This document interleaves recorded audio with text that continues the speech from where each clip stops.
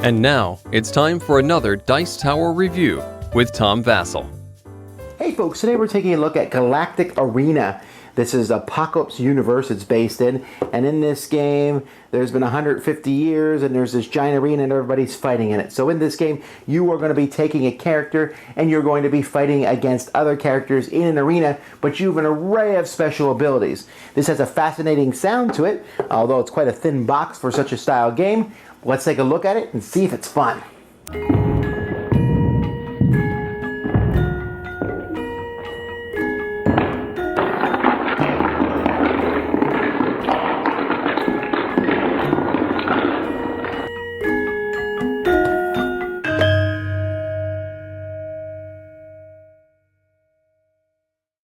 In this game, players are going to be using different heroes, which are going to be used by these characters here, which has the name on the back and shows a picture on the front.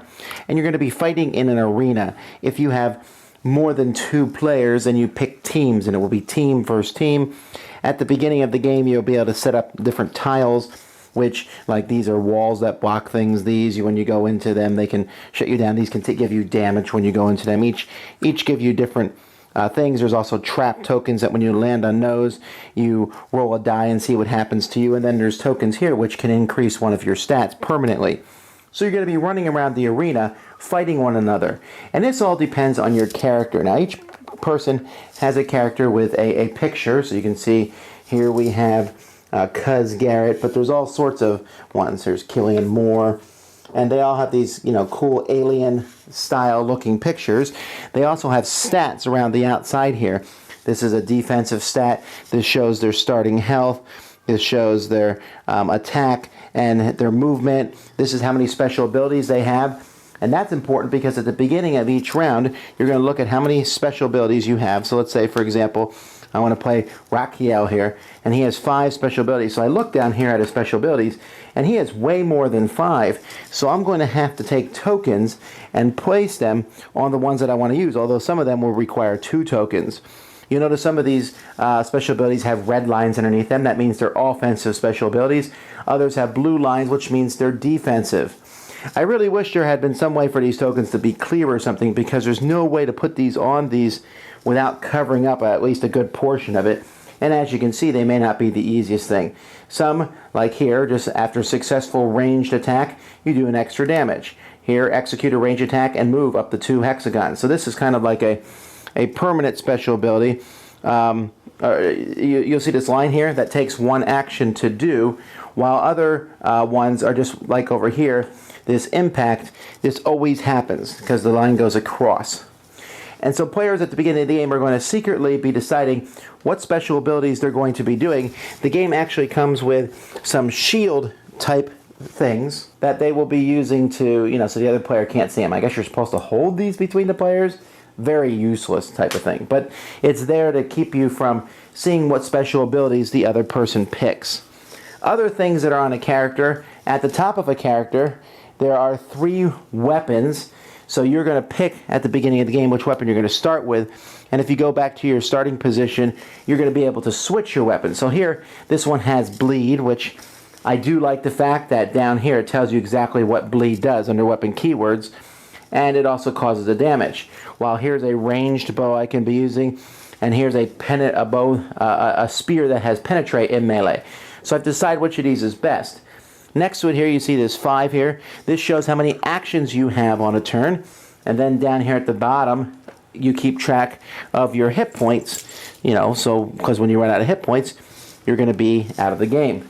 So you're going to be spending actions on your turn. Basically, your actions are move or attack. You have to spend actions to defend. When you attack someone, you're going to be rolling a 10-sided die and adding it to your attack. They'll be rolling a 10-sided die, adding it to their defense. When you're doing a ranged attack, you'll be subtracting for the distance between you. And of course, there's lots of other modifiers because of all the different special abilities that may be on the different characters.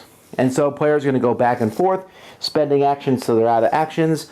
Then a new round begins, and we keep going till one side has basically knocked out the other side. Now, the idea of fighting in a Galactic Arena is one that makes for an excellent game, right? There's obviously a lot of games based around this.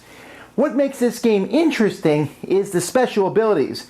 When I look at each person, so let's say I'm looking here at Demos. He's a Steel Warrior, Juggernaut, Cyber Knight, and I can pick D Download, where he can move to any hexagon and use a special ability there instead of normal movement, so he can warp around the board.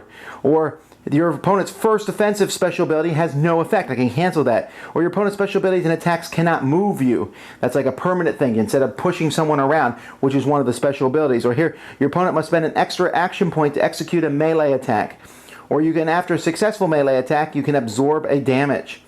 Those are good defensive things. He's like the super strong warrior. Or I can decrease my opponent's defensive thing by 3. After a successful attack, I do an extra damage. Increase my range by 3.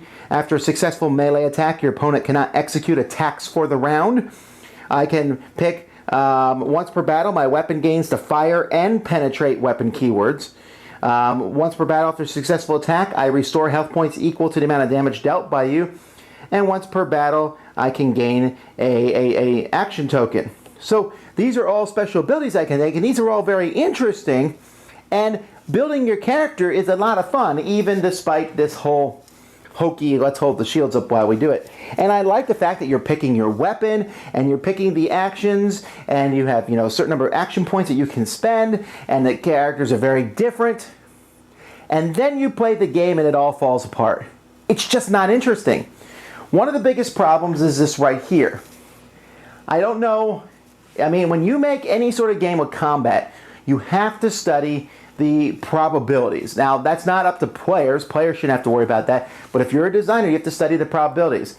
A 10-sided die is so wildly unpredictable that all these special abilities and everything mean diddly. Because if I roll an 8 and you roll a 3 on defense, it doesn't matter what I'm doing or what you're doing or what special abilities you're playing, I'm probably going to hit you. And because there's such a wide thing, yeah, that means in the face of disaster you can win, but that's not like a hard chance. Whenever we rolled, it always felt completely random, every single time. I might have a +1 or a +2. Well, la-ti-da, that's not a big deal on a 10-sided die. And I think the 10-sided die was a horrible choice for this game.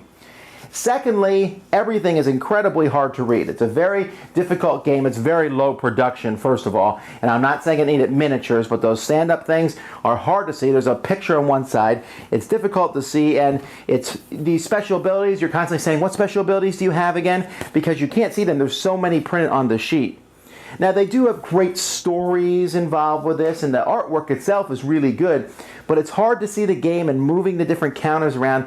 It just has this very chintzy feel. In fact, this whole game feels like it was designed in the late 70s or 80s. It just has that kind of, ooh, this is neat, but was it developed? Are these powers balanced? Does it really matter? Because again, everything is defeated by that all-dominating 10-sided die. Battles just end up being boring. There's not great things. The fact that you have to use an action to defend yourself, why not make that an option? I don't know. I liked the idea of the game. I like a lot of the thoughts for the game. But when it comes down to it, the execution just was very anticlimactic. At no point did we ever feel like there was a fun battle going on. I almost would have rather they had deterministic combat than dice combat. As much as I love dice, that just ruined a lot of the game for me. And moving around the board with the different the traps and the different things on the board gives you this illusion of terrain, but in reality, everyone just usually runs up and hits the other person or stands at a distance and shoots at them and then hopes that the whims of the dice bow to them. So I really can't recommend this. I wanted to like it. I thought the idea of it was good, but in the long run, just not a solid execution. Dice Tower Judgment, not very good.